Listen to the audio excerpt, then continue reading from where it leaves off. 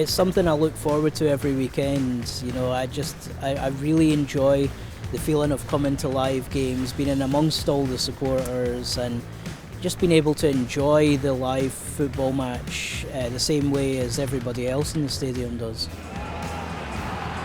Football is a huge part of John Attenborough's life. He fell in love with the game as a child after being introduced to Dundee United by his dad and brother. It was actually quite a special game as well, so it was actually seeing Pep Guardiola's Barcelona team. They came to Tannadice for a friendly against Dundee United. I don't know if there's many people that say their first experience of a football match was seeing Messi and co. John says that first match day left a lasting impression on him. That's what really kind of gave me the bug for wanting to go to live games, and I think that match particularly was very lively and it was sold out, and going back to watching it on the tellies just wasn't the same as sitting in the stands and experiencing the match.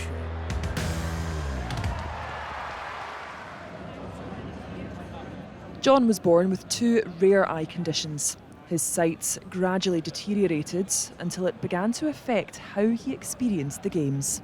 It was around about 2015 that I had to start using a mobility aid. First of all, I started using my long cane before I got matched with my first guide dog.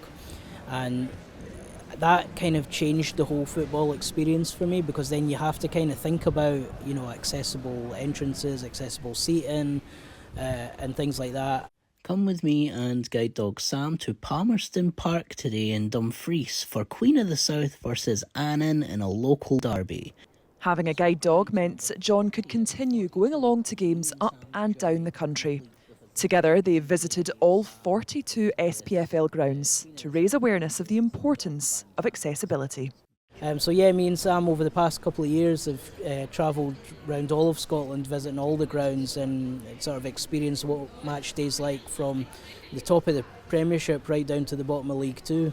Overall, another absolutely fantastic experience for me and Sam again today. John says it was clear how much clubs are doing to enhance the experience for disabled fans. Wherever me and Sam have been, even to the most remote places up in Peterhead and down in Stranraer, where we're made to feel so welcome, and the access facilities have come on leaps and bounds within the last just 5 years even, since COVID, and it actually just enhances the match day experience. Things like the audio descriptive commentary and for visually impaired supporters and things like that, it just makes such a difference to the match day experience. A survey of disabled supporters found that, in general, facilities across the country are improving. Fans said clubs' disability access officers and supporters associations do a good job, and that it's easy to get access to ticketing information. But there is room for improvement.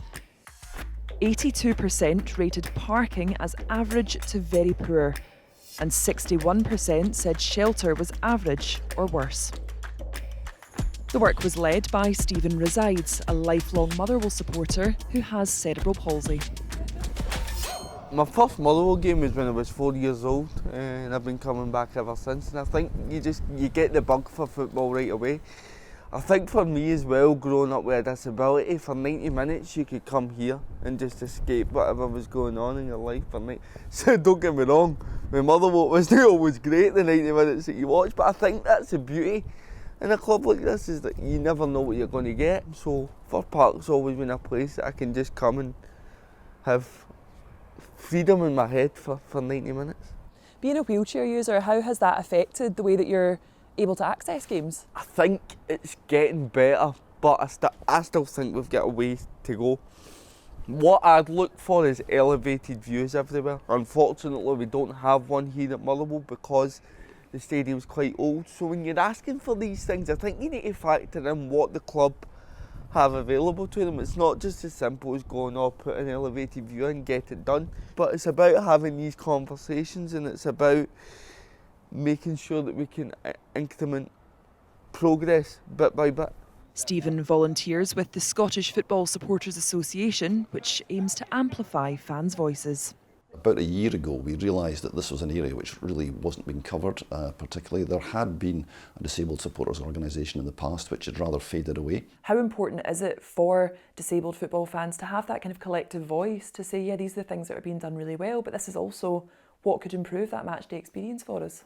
I think it's fundamental. I think the other thing that's fundamental is actually getting that awareness into the general body of the fans, because, as I said, it didn't really occur to me, I would walk past people sitting in wheelchairs and you didn't really think about them. And then you didn't think about the non-visible disabilities. So from that perspective, I think it's extremely important that we raise awareness and make other fans aware. Most clubs in Scotland have a designated disability access or liaison officer. But making major changes like upgrading stadiums to improve wheelchair access can prove challenging. We've got a DLO who's full-time, not like some other clubs, and Bev does a wonderful job to make sure our disabled supporters have accessible access right throughout the building. Unfortunately, Dermot Park was built in 1989, so we don't have a lift access yet, so that's priority number one for us, and the new regime is to put a lift in over the next 3 months. In a statement, the Scottish Government said clubs already have to meet SFA licensing requirements on accessibility. And although significant progress has been made, we want to see improvements go further. We'll continue to work with authorities, clubs, supporters and staff to ensure all supporters can have the safest and most enjoyable matchday experience. In the meantime, fans like Stephen and John are determined to show that accessibility will benefit everyone. You're looking at the way society is now. It's all about inclusion, it's all about making sure that everyone has the same opportunities. And football shouldn't be any different. Football should be exactly the same, and I do believe that we're getting there. As everybody gets older, you develop some sort of access need, whether it be mobility, sight, hearing. Sadly, it happens to all of us as we get older, so even supporters who don't need these facilities, they might just not need them yet, so it's good to have these in place for, when people need it.